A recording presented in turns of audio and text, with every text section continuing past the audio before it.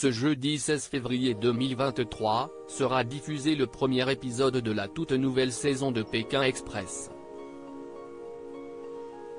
Stéphane Rothenberg était invité sur le plateau de Buzz Télévision, ce mercredi 15 février, et a fait des révélations pour le moins choquantes sur les coulisses du tournage. Souhaitez leur bonne chance. Cette saison, les candidats de Pékin Express vont devoir survivre dans 3 pays, la Bolivie, le Paraguay et le Brésil. Les fans de l'émission ont hâte de découvrir dès demain les aventures de Stéphane Rothenberg et de sa nouvelle équipe, en Amérique du Sud.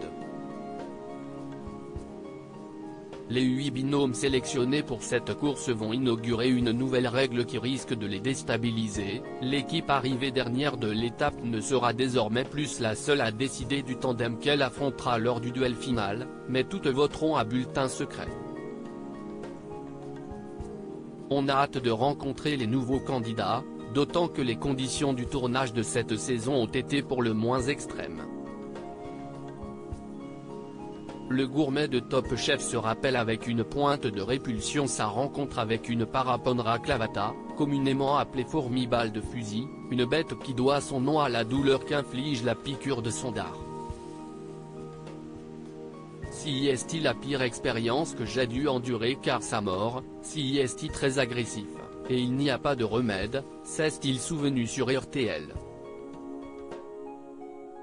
Invité du plateau de Buzz Télévision, il en dit plus sur les coulisses du tournage, qui ont été éprouvantes. Notre équipe médicale était suréquipée. Stéphane Rothenberg est un warrior, mais même lui reconnaît que cette année, les conditions de tournage ont été particulièrement compliquées. Pour le premier épisode, on a quitté Paris le 23 août, il faisait très chaud et boé, on est arrivé à 4000 mètres d'altitude à La Paz en hiver. Il faisait froid. Les candidats se sont baignés dans le lac Titicaca à 6 degrés, ils ont été saisis, commence-t-il à raconter, avant de rassurer les journalistes en leur apprenant qu'une batterie de tests médicaux sont réalisés au préalable sur les participants. Le présentateur révèle qu'il devait porter en permanence une bonbonne à oxygène, au cas où, on avait tous ça dans la voiture au cas où, car on avait souvent mal au crâne.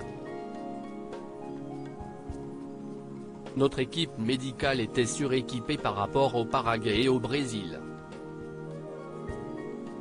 Une saison qui s'annonce chaude bouillante.